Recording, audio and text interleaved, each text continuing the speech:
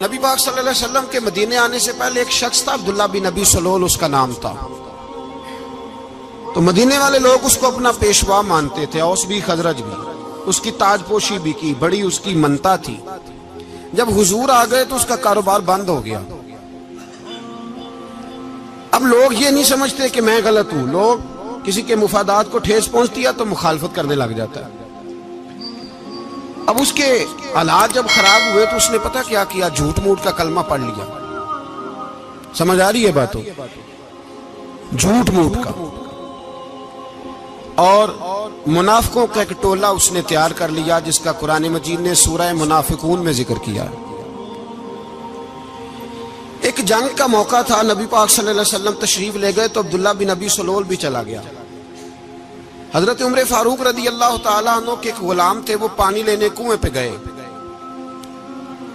ادھر سے انصار میں سے، چونکہ حضرت عمر کے غلام مہاجر تھے، انصار میں سے ایک شخص پانی لینے پہلے سے آیا ہوا تھا۔ پانی بھرنے میں کوئی اختلاف ہو گیا، جھگڑا ہو گیا، مار کٹائی تک نوبت آ گئی۔ حضرت عمر کے غلام نے کچھ چیز مار دی، اس شخص کو زخمی ہو گیا۔ اس نے پکارا، عبداللہ بن ابی سلول نے سمجھا کہ موقع اچھا ہے، دوڑا ہوا آیا اور آ کر اس نے کہا، انصار مدینہ بھاگ کے آؤ، جلدی آؤ، اور بڑے غلط جملے استعمال کیے۔ کہنے لگا، اگر ان لوگوں کو تم اپنا بچا کچا کھانے کو نہ دیتے مہاجروں کو تو آج یہ تمہارے سر پہ نہ بیٹھتے۔ معاذ اللہ، ایسی باتوں پہ کہا کرے، بولے یہ روزمرہ کی گفتگو میں عادت بنائیں، کوئی ایسی بات کرنی ہو تو معاذ اللہ استغفر اللہ کہہ کے کرنی چاہیے۔ اس نے کہا کہ معاذ اللہ، اب ان کو بچا کچا نہ دیں تو یہ ہمارے سر پہ نہ بیٹھتے۔ شور کیا اس نے۔ ہمارے ہاں بھی سیانے بندے پنچایت کے لوگ وہ کہتے ہیں، تو اس برادری کے بچے سے ہی مار کھا ہے، پتہ ہی نہیں چلا، جا اسے مار کے آ، سر پھاڑا، یہ کار پھوڑ دے اس کا سر، اور دیکھ میں دیکھ لوں گا بعد میں جو ہوگا۔ یہ عقل مند لوگوں کے مشورے نہیں، یہ جاہل لوگوں کے مشورے۔ ناراض نہ ہونا، پر یہ نبی پاک صلی اللہ علیہ وسلم نے فرمایا ہے، حضور کا فرمان ہے۔ یہ کن لوگوں کا کام ہے؟ بول کے بتائیں، بول کے۔ پڑھے لکھے سیانے بندے اس طرح کے مشورے یہ بالکل نہیں دیتے، جاہلوں کا کام۔ پکارا، مہاجر سارے اکٹھے ہو گئے، انصار سارے آ گئے، اور جب انصار آئے تو مہاجرین کو بھی پکارا، مہاجر بھی آ گئے۔ اب وہ گتھم گتھا ہونے لگے تو کسی نے جا کے محبوب پاک کے کان میں کہا، یا رسول اللہ، وہاں تو مہاجر انصار لڑنے لگے، وہ پرانی لڑائیاں پھر سے جاگ گئی ہیں۔ نبی پاک تشریف لائے، حضور نے وہاں لفظ بیان کیے، فرمایا یہ تم نے کیا جاہلوں جیسا کام شروع کیا ہوا ہے؟ یہ کون سا کام ہے؟ اللہ کرے ہم سب اس کام سے باز آ جائے، آمین تو کہنا۔ اور تو اس برادری دے منڈے کوئی مار کھائے؟ برادری کیا ہوتی ہے؟ برادری تو تعارف کے لیے، اونچ نیچ کہاں سے آ گئی؟ کہا میرے رسول پاک علیہ الصلوۃ والسلام نے فرمایا، تم جاہلوں جیسے کام کر رہے ہو۔ صلح کرائی، بات رفع دفع کرائی، لوگ چلے گئے، معاملہ ٹھنڈا ہو گیا۔ لیکن عبداللہ بن سلول نے کہا کہ میں یہ موقع خالی نہیں جانے دوں گا۔ پھر گیا وہ اور جا کے انصار مدینہ سے کہنے لگا، ایک دفعہ جا لینے دو مدینے، تم نے میری بات نہیں نہ سنی تو جو وہاں بڑے سردار بیٹھے ہیں ان سے بات کروں گا، اور معاذ اللہ ثم معاذ اللہ ہم ان بے عزت لوگوں کو مدینے سے نکال دیں گے، وہاں صرف عزت والے رہیں گے۔ یہ غلط جملے اس نے ادا کیے جس کو قرآن پاک نے سورہ منافقون میں بیان فرمایا ہے۔ اس نے یہ بات کی۔ ایک صحابی تھے حضرت زید رضی اللہ تعالیٰ عنہ، وہ سن رہے تھے، آ کے عرض کی، یا رسول اللہ صلی اللہ علیہ وسلم، عبداللہ بن ابی سلول تو اس طرح کہہ رہا ہے کہ مدینے جا کے عزت والے دوسروں کو نکال دیں گے، اور تم اگر اپنا بچہ انہیں نہ دیتے تو معاذ اللہ آج یہ ایسا نہ کرتے۔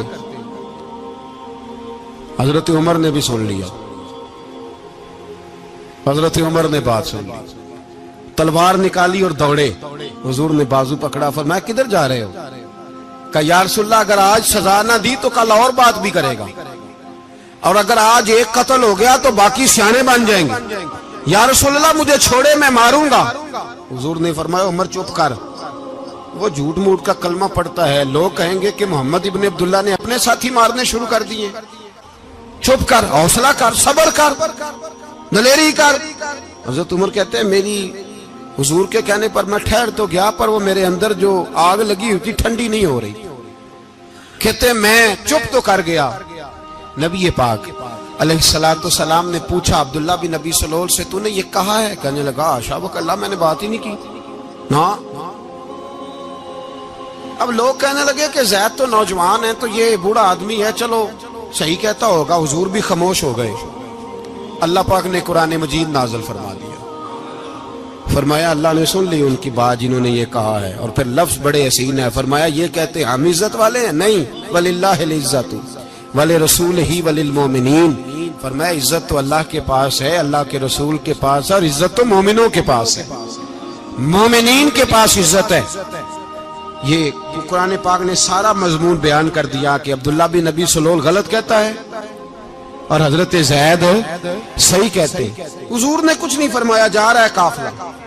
जब मदीने की सरहद आ गई ना, हुदूद मदीना मुनव्वरा की शुरू हुई, तो अब्दुल्ला का अपना बेटा, उसका नाम भी अब्दुल्ला बिन अब्दुल्ला था, अपना बेटा उसका बड़ा मुखलिस जानिसार गुलाम था मेरे रसूल पाक सल्लल्लाहु अलैहि वसल्लम का। वो तलवार लेके मदीने की हद पे खड़ा हो गया और कहने लगा मेरे बाप, तूने इतनी बेईमानी के लफ्ज कहे कि मैं इनको निकाल दूंगा? कहे अपनी जुबान से कि मैं जिल्लत वाला हूं, रसूल पाक को अल्लाह ने बड़ी इज्जत अता फरमाई, कह वरना मैं तेरी गर्दन काट दूंगा। बोल, कह हुजूर भी इज्जत वाले और नबी पाक के गुलाम भी इज्जत, कह अपनी जुबान से कह। मेरे रब का ये फरमान है, वरफाना लका जिक्रा, हबीब मैं खुद तेरे लिए तेरी शानों को बुलंद फरमा दूंगा। तो कह, तो दुश्मन होके कहने लगा मेरे बेटे मुझे माफ कर दे, मुस्तफा तो बड़ी इज्जतों वाले, उनके गुलाम शानों वाले। जब बेटा तलवार लेके सामने खड़ा हुआ, शोहरत हुई। अब नबी पाक ने हजरत उमर की तरफ देखा, कहा उमर तेरी बात सही थी, अब जो हुआ ये ज्यादा सही था।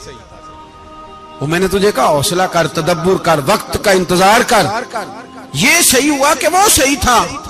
तो हजरत उमर फारूक कहने लगे या रसूल अल्लाह, मैं गवाही देता हूं आप वाकई अल्लाह के सच्चे रसूल हैं सल्लल्लाहु। इतनी अच्छी राय, वक्त फैसला करता है। तदब्बुर से चले, दानाई से चले, हिल्म पैदा करें, बुर्दबारी। हमें कई दफा सजदा साफ करना पड़ता है, हम जो कहते हैं बात उसके उल्ट निकल आती है। हम किसी शख्स के बारे में कुछ तबसरा कर बैठते हैं, कुछ अरसे के बाद हमें पता चलता है कि वो तो ऐसा था ही नहीं, हमने गलत बात कर। हम बगैर तहकीक के, बगैर तफ्तीश के, हौसला ना होने की वजह से, सब्र ना होने की वजह से हम बहुत सारे काम कर गुजरते हैं, फिर हमें नुकसान होता है। अपनी जिंदगी में हिल्म ना छोड़े, हौसला ना। लड़ाइयां होती है ना घरों में, उसकी वजह खामद होता है, बीवी नहीं होती। ये बात घर जाके बताना कि आज उन्होंने कहा। लड़ाई की वजह कौन होता है? ना बोलो तुसी, पर मैं तो आख ही छड़िया है, वो तो रिकॉर्ड हो गया है। लड़ाई की वजह कौन है? हाँ, जेड़े बातें लड़ते ने वो कूदे ही नहीं पे। वजह कौन बनता है जी? क्यों भला? इसलिए कि नबी पाक सल्लल्लाहु अलैहि वसल्लम ने फरमाया औरत की अकल आधी है तो तेरी तो पूरी है ना। जिसका मतलब है लड़ाई अगर बच सकती थी तो मर्द की वजह से बच सकती थी, घर में अमन हो सकता था। कहते हैं जी बड़ी बेवकूफ है, मेरी सुनती नहीं। तो मैंने कहा जो उससे बहस कर रहा है वो सियाना है? बोले जो बहस कर रहा है वो अक्लमंद है? बंदा तो चलो था वो दानश्वर शेक्सपियर, बातें बाज़-औक़ात उसकी कुछ ऐसी हैं। उससे किसी ने पूछा था औरतों से कौन जीत सकता है बहस में, तो उसने कहा था वो जो उनसे बहस ना करे, जो उनसे बहस है। तो भाई तू वजह इसलिए कि हौसला तो तू नहीं करना था। नबी पाक अलैहिस्सलाम ने फरमाया बीबी टेढ़ी लकड़ी है, सीधी करने की कोशिश करोगे तो टूट जाएगी। सीधी तो फिर कितना बेवकूफ है जो पत्थर से सर रगड़ रहा है, कितना नादान है जो ये हरकत कर रहा है, दरिया में छलांग लगा के कहता है डूबूंगा नहीं। तो भाई हौसला पैदा करे, हिल्म पैदा करे।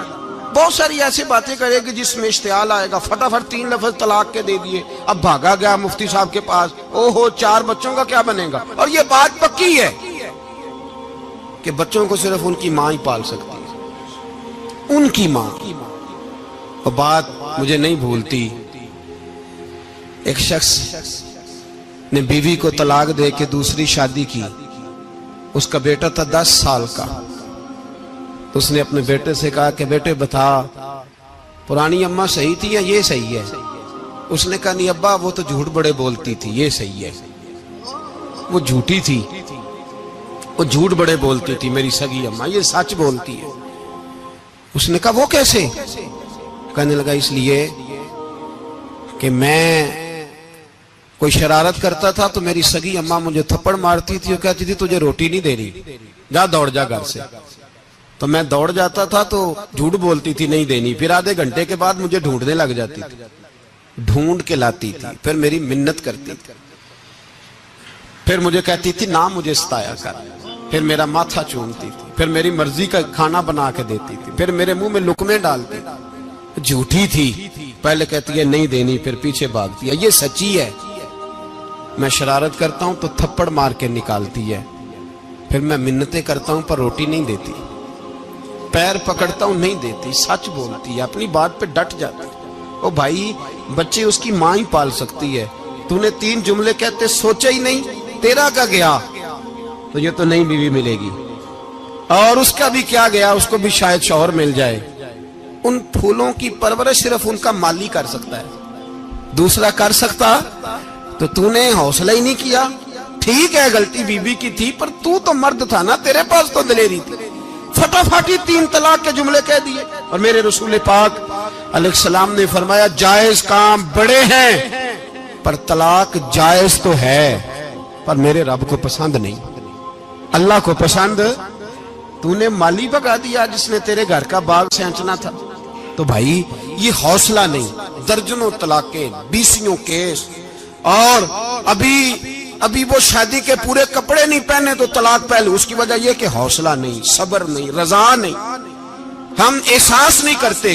اگر تو یہ سمجھ جائے کہ بس اللہ نے جو میرے لیے بہتر سمجھا مجھے دے دیا، صحیح ہے میری آزمائش ہے، کیا ہے کچھ ہے جو اس نے بہتر سمجھا مجھے اس نے، پھر تو سکھی ہو جائے، تیرے لیے جینا آسان ہو جائے، پھر تو بہت ساری پریشانیوں سے آزمائشوں سے دور ہو جائے.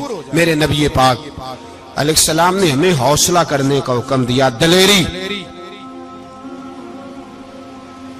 2-3 سال شاید پچھلے سال یا اس سے پچھلے سال حج کے موقع پہ نا ہمارے پاکستان میں تو بڑے بڑے انوکھے واقعات ہوتے ہیں. سننے سے کیا میں کہتا ہوں وہ عبرت کے لیے ہوتے ہیں. جعلی ویزے لگوا دیے حج کے کسی ایجنٹ نے، اللہ کے مہمانوں کو بھی لوگ لوٹ لیتے ہیں. جعلی ویزے لگوا دیے. اور مزے کی بات یہ ہے کہ پاکستانی ایئرپورٹ سے گزر بھی گئے وہ ویزے والے، اور احرام باندھے لوگ جدے پہنچ گئے. 4 آدمی تھے، انہوں نے ویزا دیکھا تو کہا نقلی آپ کو واپس جانا پڑے گا. اگلی فلائٹ سے وہ لوگ واپس آئے. آپ مجھے بتائیے ان کی جب وہ چھوٹے چھوٹے کلپ آئے، میڈیا نے ان کی باتیں سنی تو ان کے آنسو نہیں تھمتے تھے. ایک آدمی احرام باندھ کے گیا ہے، معمولی سمجھتے ہیں آپ؟ میرے جیسا غریب آدمی کبھی اس نے ارادہ کیا اور مدینے جانے کا لیٹ ہو جائے تو کلیجہ پھٹنے کو آتا ہے. کچھ مجبوریاں پیروں میں آ جائے، نہ جا سکے تو پتہ نہیں کتنی توبہ کرنے کو دل کرتا ہے کہ کہیں غلطی تو نہیں ہو گئی، کوئی ایسی بات تو نہیں نکل گئی. یقین کریں طبیعت پریشان ہو جاتی، یار کوئی ایسا کام تو نہیں ہوگا جس کی وجہ سے یہ بات ہوئی. 4 آدمی لوٹ آئے، حالات خراب ہو گئے، لوگ رو رو کے قصے سناتے تھے. لیکن میرے رسول پاک علیہ السلام کا حوصلہ دیکھو. حضور کعبے کا بھی کعبہ، حضور مالک، حرم کے مالک مطلق، جن کے صدقے اللہ نے کعبہ کو بیت اللہ بنایا. حاجیو آؤ شہنشاہ کا روضہ دیکھو. کعبہ تو دیکھ چکے، اب کعبے کا بھی کعبہ دیکھو. حضور 1400 صحابہ کو لے کے گئے عمرہ کرنے. مقام حدیبیہ پر پہنچے تو کافروں نے روک لیا، ہم عمرہ نہیں کرتے. تو اور میں خادم اور جو وارث و مالک ہیں 1400 صحابہ، ہم نہیں عمرہ کرنے دیتے، واپس جائیے. صلح لکھی جا رہی ہے. صلح کی شرطیں کیا ہیں؟ مکے سے کوئی آدمی غلطی سے بھی مدینے چلا گیا، مکے کا آدمی، تو مسلمان اگر ان کے ظلم سے تنگ آ کے، مکی مسلمان کافروں کے ظلم سے تنگ آ کے مدینے چلا گیا تو مدینے والے واپس کریں گے. اور اگر مدینے سے کوئی شخص غلطی سے بھی مکے چلا گیا تو مکے والے واپس نہیں کریں گے. اتنی سخت شرائط. حضرت عمر غصے سے کانپنے لگے, صحابہ پریشان ہیں, پر میرے رسول پاک نے صبر دکھایا, حوصلہ, تدبر. یہ تدبیر ہے, صبر ایک بہترین تدبیر ہے, اگر کوئی اپنائے تو بہترین طریقہ ہے. حضور نے فرمایا ہمیں منظور ہے, صلح کرو. اور اتنا سخت حکم ہے, کہنے لگے 1400 احرام والے واپس جائیں, بعد میں آنا, اس وقت نہیں عمرہ کرنے دیں گے.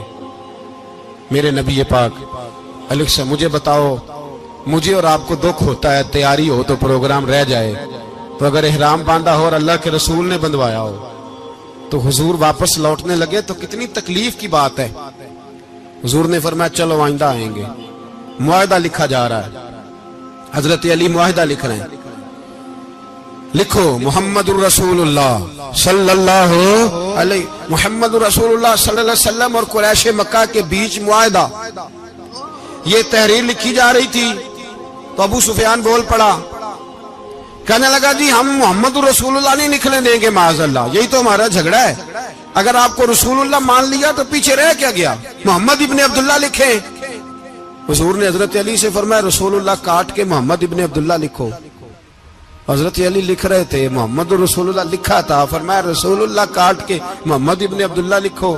تو حضرت علی کہنے لگے حضور مجھے یہ لفظ کاٹنا نہیں آتا, حضور مجھے یہ لفظ کاٹنا. کسی صحابی نے اعتراض نہیں کیا کہ لکھنا آتا تھا, کہا مجھے کاٹنا. حضور نے دوبارہ کہا علی کاٹ دو. کہا یا رسول اللہ مجھے یہ لفظ کاٹنا نہیں آتا. میرے حبیب نے تیسری دفعہ کہا علی کاٹو. تو شیر خدا نے قلم چھوڑا, ہاتھ باندھے اور کھڑے ہو کہنے لگے محبوبہ مجھے تیرے قصیدے لکھنے آتے ہیں, کاٹنے کوئی نہیں آتے. میں مجبور ہوں, مجھ سے نہیں ہوتا, کوشش کرتا ہوں, نہ قلم اٹھتا ہے نہ ہاتھ چلتا ہے. میرے حبیب پاک نے قلم پکڑا اور لفظ رسول اللہ خود کاٹ کے محمد ابن عبداللہ کرایا. بھائی وقت گزر گیا, صلح ہو گئی. یہ تدبر, یہ حوصلہ, یہ تدبیر میرے نبی نے فرمائی. اب تو 1400 کو مکے نے نہ داخل ہونے دیا, لیکن ایک سال ہی گزرا, تھوڑا ہی وقت گزرا, میرے رسول پاک 10,000 کو لے کے مکے میں داخل ہو گئے. 10,000. اس نے فائدہ دیا. حکمت کیا تھی, تدبر کیا تھا؟ قریش روز لڑائی کرنے آ جاتے تھے, تبلیغ ہی نہیں کرنے دیتے تھے. ان سے صلح ہو گئی تو نبی پاک نے کیسر کو خط لکھا, کیسر روم کو, ہرکل کو. دور دراز تبلیغ پھیل گئی, مسلمان 100,000 سے زیادہ ہو گئے. ان کی طرف سے اب وہ لڑائی بند ہو گئی. میرے حبیب پاک علیہ السلام کے حوصلے نے کمال دکھایا, اس تدبیر نے فائدہ دیا امت مسلمہ کو. 10,000 کا لشکر لے کے حضور کعبے میں داخل ہوئے. کل جو ابو سفیان کہتے تھے نا محمد رسول اللہ لکھنے نہیں دوں گا, آج وہ خود کہہ رہے تھے اشہد ان لا الہ الا اللہ واشہد ان محمد رسول اللہ صلی اللہ علیہ. کل جو کہہ رہے تھے کہ میں یہ لفظ نہیں لکھنے دوں گا, آج ابو سفیان کی حویلی میں لاکھوں لوگ, ہزاروں لوگ بیٹھے تھے اور سارے کہہ رہے تھے محمد الرسول اللہ, محمد الرسول اللہ, محمد الرسول اللہ صلی اللہ علیہ وسلم. میرے محبوب کی تدبر نے, فقاہت نے, اور پھر کمال ہوا.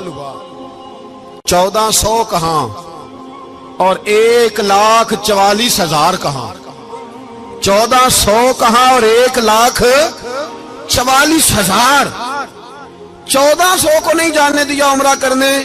میرے رسول پاک 1,44,000 کو لے کے حج کرنے چلے گئے. حضور نے حج کیا, ہر طرف لبیک لبیک کی صدائیں بلند ہوئی. یہ میرے نبی پاک کا تدبر ہے, حوصلہ ہے. اگر وقتی طور پہ حوصلہ کر جاؤ گے, دلیری کر جاؤ گے, آنے والا وقت آسان ہو جائے.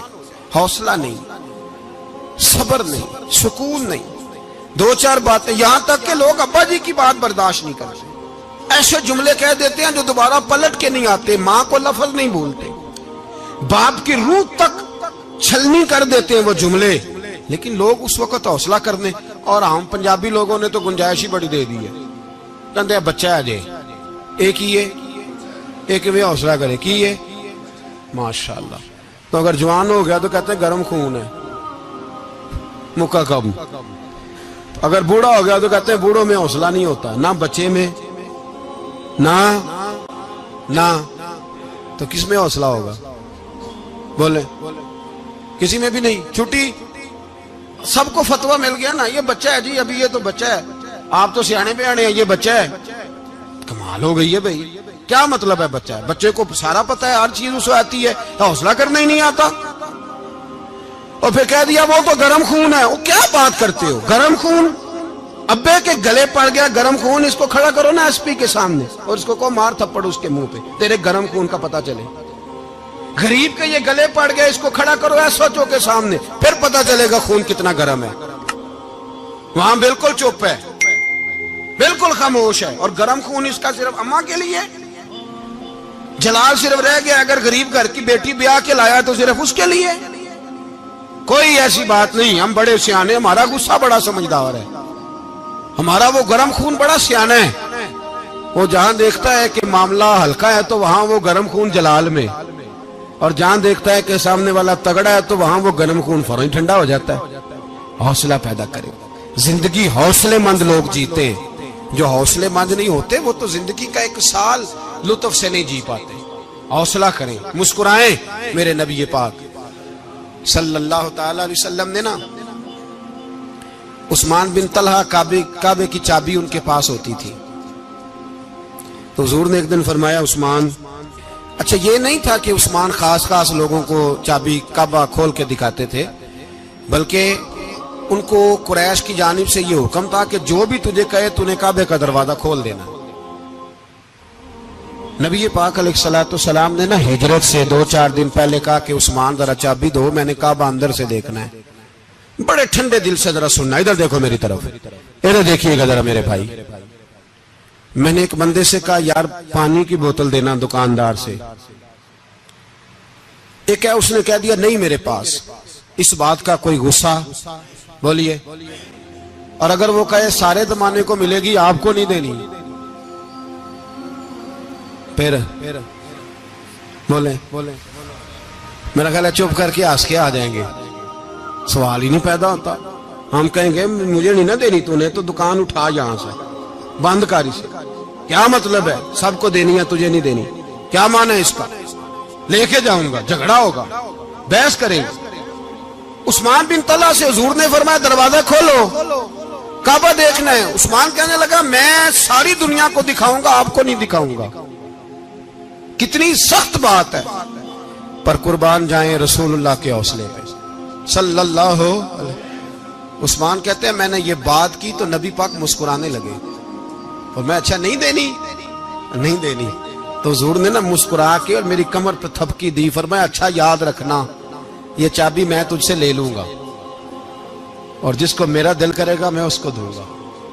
عثمان کہتے ہیں روز رات کو نبی پاک کے یہ جملے میرے کانوں میں گونجتے تھے کہ حضور نے فرمایا. کہتے ہیں جس دن پتا چلا نا نبی پاک 10,000 کا لشکر لے کے آ رہے ہیں,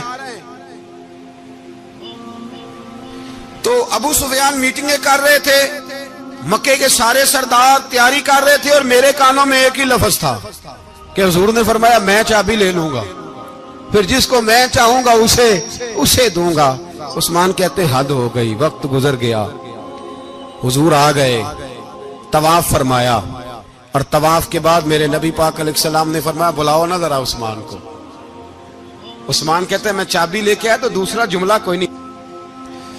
ساڈے نا کوئی بندہ مشورہ دے وے اودی نہ منیے, تے جے کام مونج ہو جے نا, جن جو نے مشورہ دیتا سی تے او نال ہی غوث پاک بن جاندا ہے. تینوں آکھیا سی نا, فوراً ہی داتا علی اجمیری ہو جاندا ہے. وہ کہندا تینوں پتہ نہیں میں کڈا ولی اللہ, تینوں میں آکھیا سی میں انج نہ کر, اور بندہ پریشان ہوتا ہے, کام الٹ ہو گیا, اور لاگوں آکھی جاندا ویکھو جی میں تے تانوں پہلو ہی آکھیا سی جی.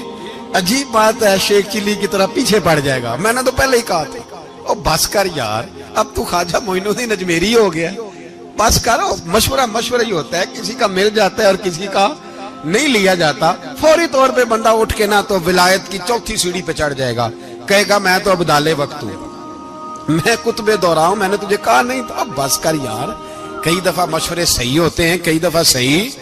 بولیے. نبی پاک صلی اللہ علیہ وسلم کی احد کے دن خواہش یہ تھی کہ اندر رہ کے لڑنا ہے. جوان صحابہ نے کہا باہر جا کے لڑائی کرنی ہے, حضور نے باہر جا کے جنگ کی. بظاہر مسلمانوں کو شکست ہوئی, حضور نے ایک دفعہ نہیں کہا کہ میں نے تمہیں کہا نہیں تھا اندر رہنا ہے, بس ہو گیا جو ہو گیا. اب اس میں فٹافٹ اگلے کو حوصلہ دو، کوئی عرض نہیں یار، نبی پاک سب بولیے صلی اللہ علیہ وسلم، میرے حبیب پاک علیہ الصلوۃ والسلام نے نا کہا عثمان کو بلاؤ. عثمان آئے تو عثمان کہتے میں نے چابی دی تو میں تیار تھا، میں تیار تھا کہ اب میری بات ہوگی اور رسوائی ہوگی. لیکن کہتے ہیں قربان جائیں مصطفیٰ نے تو یہ جملہ بھی نہیں کہا کہ میں نے تجھے کہا نہیں تھا، یہ بھی نہیں کہا. حضور نے چابی لی، کعبے کے بت صاف کیے، نماز پڑھی، واپس آئے. فرمایا عثمان میرا وعدہ تھا تیرے ساتھ کہ جس کو میں چاہوں گا چابی دوں گا، یہ لو چابی میں تجھے ہی دینا چاہتا ہوں، لے لو رکھ لو. عثمان کہتے ہیں وہ چابی نہیں میرے طرف آ رہی تھی، میری طرف ایمان آ رہا تھا، وہ چابی نہیں آ رہی، ایمان آ رہا تھا میری جانب. کہتے ہیں میرے ہاتھوں میں چابی آئی اور میری زبان پہ کلمہ توحید جاری ہو گئی. بھائی تدبر، حوصلہ، صبر، رضا، ہمیں تو ٹائم بھی نہیں گزارنا آتا. گھر کا ماحول، گھر کے اندر رہ کے لوگ دکھی ہیں، اس لیے کہ ہماری طبیعتوں میں حوصلہ نہیں، ایک منٹ کے لیے نہیں، ایک سیکنڈ کے لیے بھی ہم یہ برداشت نہیں کرتے کہ چلو تھوڑا انتظار کریں، وقت کو دیکھیں، موقع کو دیکھیں. میرے نبی پاک علیہ الصلوۃ والسلام پہ اتنی مصیبتیں آئیں کہ پہاڑ پہ آتی تو وہ ریزہ ریزہ ہو جاتے ہیں، لیکن کسی مقام پر بھی حضور علیہ الصلوۃ والسلام شکوہ کرتے نظر نہیں آتے. ہم غریبی کا رونا روتے ہیں، ہر چوتھا آدمی کہتا ہے بڑا غریب ہوں، لیکن میرے نبی پاک علیہ الصلوۃ والسلام نے چوتھے دن کھجور کھائی، سرکہ کھایا ہے اور موٹے بان کی چارپائی پہ آرام کیا ہے. حضرت عمر نے کہا حضور کتنی تکلیف ہے؟ فرمایا عمر کوئی تکلیف نہیں، تھوڑا سا تو وقت ہے، جنت میں جائیں گے، ساری نعمتیں اللہ نے ہمارے لیے تیار کی ہوئی ہے. راضی بالرضا، راضی بالرضا، کوئی کسی قسم کا مسئلہ نہیں. ہمیں آزمائشیں آتی ہیں، تکلیفیں آتی ہیں، بیماریاں آتی ہیں، لوگ چھوٹی چھوٹی بات پر پریشان ہو جاتے ہیں، ذرا سی بات پر شکوہ کرتے ہیں.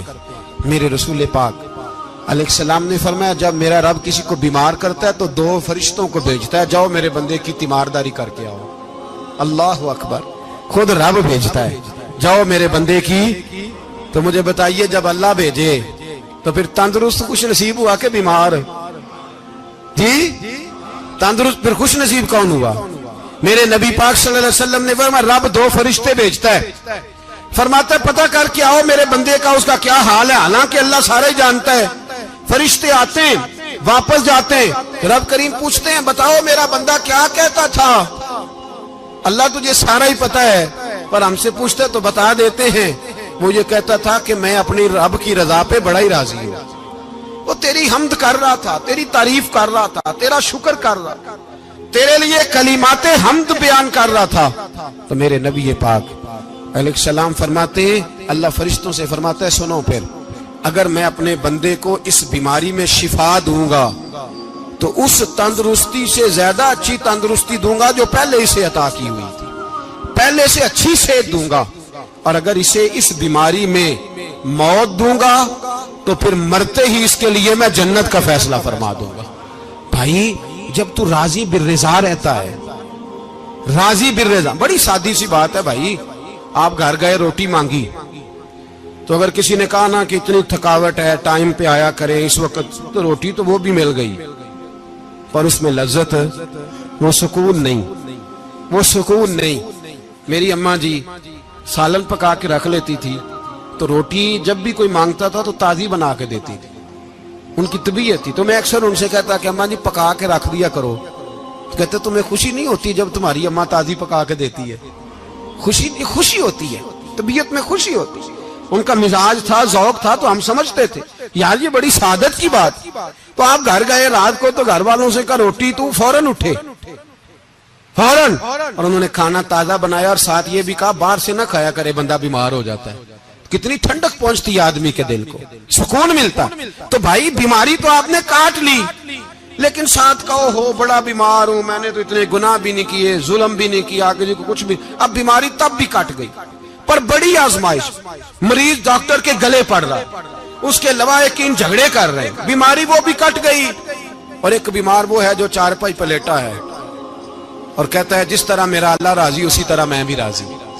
تو بیماری اس کی بھی کٹ گئی. حضرت یونس علی نبینا علیہ الصلوۃ والسلام نے ایک دن حضرت جبریل امین ملنے آئے تو جناب یونس علیہ السلام کہنے لگے اے جبریل، اللہ کے نیک بندوں میں جو اللہ کو اس وقت سب سے زیادہ پسند ہے نبیوں کے بعد، توجہ کرنا بات پر، جو سب سے زیادہ اللہ کو پسند ہے نبیوں کے بعد ولیوں میں، اور سب سے زیادہ اللہ جس کو اللہ کی بارگاہ میں عبادت گزار لکھا جاتا ہے، میری اس بندے سے ملاقات کرا۔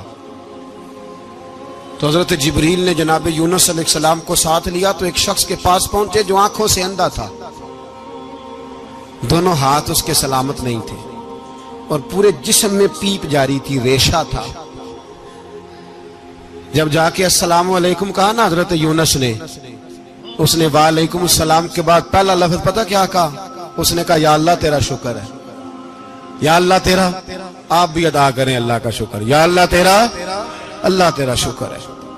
تو حضرت یونس علیہ السلام کہنے لگے تو شروع سے اس طرح کا ہے، نابینا بھی اور ہاتھوں سے معذور بھی اور سارا جسم شروع سے؟ تو بڑے ہی خوبصورت لفظ اس بیمار نے کہے، کہنے لگے نہیں حضور، میں بالکل ٹھیک ٹھاک تھا، جب تک میرے رب نے چاہا کہ یہ دنیا کو دیکھے تو تب تک اس نے مجھے آنکھیں دیں، اور جب اس نے چاہا کہ اب اس کا دیکھنا بہتر نہیں تو اس نے واپس لے لی۔ تو یا اللہ تیرا شکر ہے، اللہ تیرا شکر ہے۔ پھر کہا جب تک اس نے چاہا کہ میرے ہاتھ رہے تب تک رہے، جب اس نے چاہا کہ میرے لیے بہتر نہیں تو اس نے لے لیے، تو یا اللہ تیرا شکر ہے۔ جب تک اس نے چاہا کہ میرا جسم صحیح و سلامت رہے تو رہا، اور جب اس نے چاہا کہ میرے لیے بہتر نہیں تو مجھے بیمار کر دیا، تو یا اللہ تیرا شکر ہے۔ تو حضرت یونس علیہ السلام کہنے لگے جبریل واقعہ یہ اللہ کا سب سے زیادہ شکر گزار بندہ ہے، سب سے زیادہ عبادت گزار بندہ ہے، سب سے زیادہ۔ میرے نبی پاک علیہ السلام نے فرمایا میرا مومن ہر حال میں ہی نفع میں ہے، نعمت ملے تو شکر کر کے نفع، مصیبت آئے تو صبر کر کے نفع، اپنی زندگی میں تحمل، بردباری، علم پیدا کرے، حوصلہ پیدا کرے۔ ہر آنے جانے والے شخص کے مزاج کے مطابق اسے نہ ملے، اپنا مزاج صحیح رکھے، اپنی طبیعت کے مطابق اپنے ماحول کو برقرار رکھے۔ علم کے ساتھ گزارا کرو گے تو رشتہ داروں سے بھی بنی رہے گی، دوستوں سے بھی بنی رہے گی، ہر ایک سے تعلق رہے گا۔ اور اگر آپ کے اندر یہ حوصلہ نہیں تو پھر سارے معاملات پریشانی کا شکار ہو جائیں گے۔ یہ تو آج کا مضمون تھا۔ ہمیں نا لوگ مشورہ دیتے ہیں، کہتے ہیں پیر صاحب درویشوں کو سیاست کی بات نہیں کرنی چاہیے، دیتے ہیں نا مشورہ لوگ، جی تھوڑا تھوڑا بول دیں، تھوڑا تھوڑا دیتے ہیں نا۔ اگرچہ ہم ان کی بات نہیں مانتے، اس لیے کہ اقبال نے کہا تھا جدا ہو دین سیاست سے تو رہ جاتی ہے چنگیزی، جدا ہو دین سیاست سے تو، اور پہلا فکرہ یہ ہے کہ جلال بادشاہی ہو یا جمہوری تماشا ہو، جدا ہو دین سیاست سے تو رہ جاتی ہے۔ اس نے کہا جب سیاست اور دین علیحدہ علیحدہ ہوتے ہیں تو چنگیز خان اور ہلاکو خان پیدا ہوتے ہیں۔ سیاست جب تک مسجد کے اندر رہتی ہے تب تک پاک صاف رہتی ہے، وہ گندی ہوتی تب ہے جب مسجد سے نکل جاتی ہے۔ حضرت علی کے زمانے تک مسجد میں رہی، پاک صاف رہی، یزید باہر لے گیا تو گندی ہو گئی، حضرت عمر بن عبدالعزیز دوبارہ مسجد میں لے آئے تو پھر پاک ہو گئی۔ لیکن پھر بھی ایک ساتھی نے مجھے کہا تو اس کی بات میں، سب کی باتیں نہیں مانتا، اس کی بات میری سمجھ میں آئی۔ وہ کہنے لگا جی اصل بات یہ ہے کہ سیاسی تبصرے تجزیے ہم اخباروں میں ٹی وی پہ جا کے بیٹھے، جا کے بڑی مہربانی میری طرف دیکھیں، وہ ہم سنتے رہتے ہیں تو ہمارا دل کرتا ہے مسجد میں صرف ہم رسول اللہ کا پیار ہی سنیں۔ تو میں نے کہا یار تیری بات دل کو لگتی ہے، یہ بات صحیح ہے، چلو یہ نیت اچھی ہے، یہ تیرا نظریہ ٹھیک ہے، مان گئے ہم۔ میں چلا گیا دکاندار کے پاس اور میں نے اس کو جا کے کہا کہ گاڑی کا انجن کھولو، اس طرح کرو، اس طرح۔ اس نے کہا مولانا آپ جا کے نا گھر تو فقہ کی کتاب کھولیں، اس لیے کہ گاڑی کے انجن کے بارے میں آپ کو معلومات، یہاں اگر آپ نے یہ کام کرنا ہے تو اس کو پڑھیں، کسی استاد کے پاس ورکشاپ پہ آئیں، آپ کے ہاتھوں کو، منہ کو، چہرے کو مٹی لگے، دھواں لگے، گریس لگے، پھر آپ کو پتہ چلے گا انجن کیسے کھلتا ہے۔ صحیح کہہ رہا ہوں؟ نہیں صحیح کہہ رہا؟ دعا گلاں تو یہاں کر چڑی جائے، صحیح کہہ رہا ہوں جی۔ اگر مولوی کو اجازت نہیں سیاست کی بات کرنے کی، اور مولوی کو اجازت نہیں کہ انجن کی بات کرے، تو سیاستدان کو اجازت ہے دین کی بات کرنے کی؟ یہاں تو وہ آئے نا مدرسے میں پڑھے، پورا دین حاصل کرے، پھر وہ بولے تو پھر تو ٹھیک ہو گیا، لیکن جب اسے سورۃ اخلاص بھی سیدھی نہیں آتی تو فتوے دینے کی اس کو ضرورت ہے کوئی؟ بولے نا یار، کیوں چھیڑتے ہیں سیاست؟ ہم نہ پچھلے جمعے جلوس نکالنا چاہ رہے تھے ختم نبوت کی ترمیم کے حوالے سے، حکومت وقت نے کہا کہ ہم واپس لیتے ہیں، تو میرے بہت سارے دوستوں نے کہا جی نکالنا چاہیے، انہوں نے کیا کیوں؟ میں نے کہا یار لوگوں کو بھی پریشان نہیں کرنا چاہتے، ہماری اپنی سڑکیں ہیں، کسی کو بس ٹھیک ہے، انہوں نے واپس لے لی تو بات ختم ہو گئی، ہم مان گئے، تسلیم کر لیا۔ اتنا ہمارا مطالبہ ہے کہ اس آدمی کو ضرور سزا دو جس نے یہ ترمیم کی ہے، لیکن ہم نہیں کرتے، کوئی نہیں نکلے، نہیں نہ نکلے بولے۔ تو وزیر قانون صاحب کو کیا مصیبت بنی ہوئی ہے نیا فتویٰ دینے کی؟ کہ ہے کوئی شوق انہیں دینا چاہیے فتویٰ؟ کہتے نہیں مرضیوں میں ہمارے درمیان تھوڑا ہی فرق ہے۔ مجھے یوں لگتا ہے کہ یہ جان بوجھ کر کوئی نہ کوئی ایسی شرارت کرتے ہیں جس سے لوگ اشتعال میں رہیں، جان بوجھ۔ حلم، حوصلہ، صبر ذات کے بارے میں تو ہے، لیکن اگر کوئی رسول پاک کی بے ادبی کرے تو پھر حوصلے کی بات ہے ہی نہیں، پھر تو جہاد کی بات ہے۔ اور میں دیانتداری سے مسجد میں باوضو بیٹھ کر جمعے کے دن مشورہ دیتا ہوں حکومت کو اور وزیر قانون کو مشورہ دیتا ہوں کہ نہ فرعون کی حکومت ساری زندگی رہی، نہ نمرود رہا، نہ جاج بن یوسف رہا، نہ یزید رہا، اور یار درباری بن کے حکمرانوں کی چاپلوسی کرتے کرتے تم یہاں تک آ گئے ہو کہ اب نبی پاک کی عزت کو ہاتھ ڈالنا شروع کر دیا ہے۔ اور آپ یقین کریں سیاسی جماعتوں کا اتنا برا حال ہے کہ ان کے لیڈر کے بارے میں کوئی بات کرے تو پاگل ہو جاتے ہیں یہ احتجاج کر کر کے، اور اس نے ڈائریکٹ کہہ دیا کہ ختم نبوت کا مسئلہ ہی کوئی نہیں، جو دین کی بنیاد ہے، کسی کو پرواہ نہیں۔ مجھے تو ان لوگوں کی فکر ہو رہی ہے جن لوگوں نے انہیں ووٹ دیے ہیں، وہ اللہ کو کیا جواب دیں گے؟ اور یہ اللہ ماشاءاللہ ساری سیاسی جماعتیں اس طرح کی۔ اور میرا وزیر قانون صاحب کو بھی مشورہ ہے کہ زندگی بڑی تھوڑی ہے، بڑی تھوڑی، اللہ سب کو معاف کرتا ہے، اپنے رسول کے غداروں کو معاف نہیں کرتا۔ اور یہاں تمہاری گاڑیوں پہ جھنڈے لگے ہوئے ہیں، وہاں بھی تمہارے جھنڈے لگیں گے، پر اس لیے لگیں گے کہ یہ غدار ہیں ناموس رسالت کے، یہ جھنڈے لگیں گے۔ شرم کرو اور ڈر جاؤ، بس کر دو، تمہارے منہ میں اب دانت پورے نہیں رہے۔ کوئی شوگر کا مریض ہے تو کوئی بلڈ پریشر کا، تو کوئی ہارٹ کا، تو کوئی کینسر کا۔ شرم کرو اور اپنی قبر کی بھی تھوڑی سی فکر کرو۔ بتاؤ پاکستان کے کتنے صدر گزرے، وزیر اعظم گزرے، تو ان کی قبریں کہاں ہیں؟ کوئی جاتا ہے ان کی قبروں پہ؟ کسی کو خبر ہے؟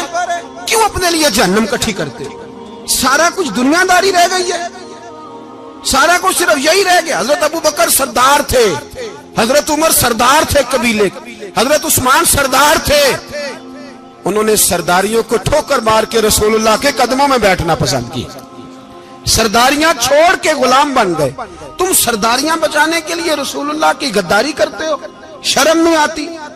اور قوم شکوہ ہے مجھے ان لوگوں سے جو مولوی تو کہہ دیتے ہیں تو سیاست نہ کر، اور کسی سیاستدان کو منع نہیں کرتے کہ جب تجھے سورت فاتحہ بھی نہیں آتی تو تجھے کس نے اجازت دیا اتنی بڑی بات؟ اور میں نے پچھلے سے پچھلے جمعے بھی کہا تھا، پھر کہتا ہوں اور آن دی ریکارڈ کہتا ہوں، مرزائی کل بھی کافر تھے، آج بھی کافر، اور قیامت تک، اور جو ان کے کفر میں شک کرے وہ بھی، اور پکا بے ایمان ہے، کافر ہے، وہ وزیر قانون ہو یا صوبائی ہو یا وفاقی ہو۔ من شک فی کفر ہی فقط کفر، جو مرزائی کے کفر میں شک کرے وہ بھی کافر ہے۔ ہمارے رسول آخری رسول ہے، ہم کسی کو یہ اجازت نہیں دیں گے کہ وہ ختم نبوت میں رکھڑا ڈالنے کی کوشش کرے، ہم کسی کو یہ اجازت ہے۔ اور تم نے قوم کو لوٹا، لوٹتے رہو، اب ایمان پہ ڈاکے تو نہ ڈالو۔ تمہیں دولت لوٹ کے پیٹ نہیں بھرا، اب ایمان لوٹنا شروع کر لیا ہے۔ تمہارا فیکٹریاں لوٹ کر، قومی خزانہ لوٹ کر پیٹ نہیں بھرا، بھائی مانو اب دین بیچ کر اپنی حکومتیں پکی کرو گے۔ اور وہ لوگ بھی تیار ہو جائیں جو ان بے ایمانوں کو منتخب کرتے ہیں، ان سے بھی سوال کرے گا ختم نبوت کا موضوع قیامت کے دن کہ تم بتاؤ، ان کو سپورٹ کرتے تھے جو رسول اللہ صلی اللہ علیہ وسلم کے بعد بھی کسی نبی کو نبی ماننا درست جانتے تھے۔ شرم آنی چاہیے، خیال ہونا چاہیے۔ اور میں نے کہا کہ ہمارا دل نہیں چاہتا، آپ یقین کریں، ہمیں شوق ہے جلوس نکالنے کا، تمہارے خلاف باتیں کرنے کا۔ تم نے روز تھرمامیٹر نکالا ہوتا ہے، چیک کرتے ہو کہ ایمان کتنا ہے کتنا نہیں ہے۔ یہ پاکستان اگر صوبہ سندھ ہے تو حضرت عبداللہ شاہ غازی کا ہے، اگر بلوچستان ہے تو حضرت بابا عبد الرحمان کا ہے، اور اگر پشاور ہے تو وہ صوفیاء کا ہے، اور اگر یہ دھرتی پنجاب ہے تو یہ داتا علی اجویری کی ہے، یہ بابا فرید الدین کی ہے۔ اس میں کسی غدار کو قبضہ کرنے کی اجازت بالکل نہیں ملے گی، اور ہم وہ لوگ بھی نہیں جو چپ کر کے اندر سوتے رہیں، قوم جو کرتی ہے کرتی رہے، ہمیں پرواہ نہیں، نہ ایسی کوئی بات نہیں۔ کوئی بندہ نہ سمجھے کہ انہیں ہوش نہیں، انہیں پتہ نہیں، ہمیں سارا کچھ ہی آتا ہے۔ پھر اگر کل کو کوئی ممتاز قادری پیدا ہو گیا تو شکوہ نہ کرنا، کل کو کوئی پھر سے عامر چیمہ نکل آیا تو شکایت نہ کرنا، یاد رکھنا۔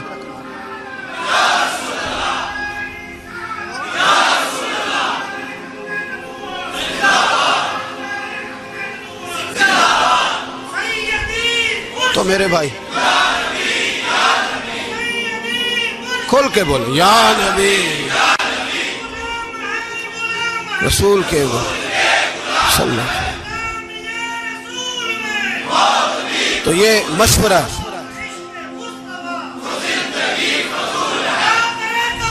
جزاک اللہ، تو یہ تمہیں مشورہ ہے۔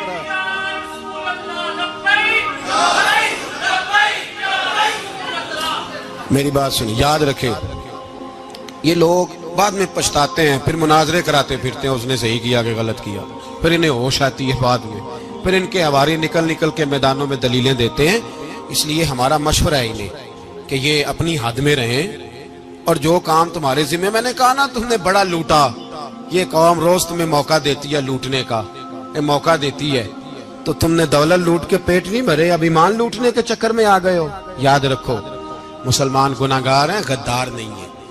تمہیں دولت لوٹنے کا تو شاید موقع مل گیا ہے، پر ایمان لوٹنے کا موقع نہیں ملے گا، تو اس لیے اس کو لگام دو۔ اور ویسے بھی کتا جو پالتو ہوتا ہے نا، اس کو گھر کے اندر سنگلی سے باندھ کے رکھنا چاہیے۔ یہ تمہارے بوٹ چاٹتے ہیں، بھونکتے ہیں، تمہارے حق میں وزارتیں لیتے ہیں، ہم نے تو کوئی وزارت نہیں لی تم سے، اور نہ ہمیں شوق ہے اس لیے کہ ممبری کیا کرنی ہے جس کو ممبر رسول عطا کر دیا جائے، اس نے کیا کرنی ہے یہ ممبریاں جس کو پکا پکا ممبر رسول دے دیا جائے، تو اس لیے اس سے باہر آؤ۔ میں نے کہا بڑے بڑے نمرود، فرعون، قارون دفن ہے، تمہارا بھی نام تک نہیں ہوگا، بالکل نام نہیں ہوگا۔ اس لیے ہمارا مشورہ، اور آپ لوگ بھی آئے نا یہ اگلے سال، تو ان کو کھڑا کر کے پوچھ لینا، اسلامی جمہوریہ پاکستان کا تم نے ایم پی ایم نے بننا ہے، پہلا کلمہ ہی صحیح سنا دو، چلو خدا کا واسطہ یہی بتا دو کہ تمہیں نماز بھی ڈھب سے آتی ہے کہ نہیں، اور آپ کی موج ہے، آپ بٹھا لیتے ہیں سر پہ، کیا کریں، سمجھانے والے مفت گناہگار ہو گئے اور بہکانے والے سب تمہارے یار ہو گئے۔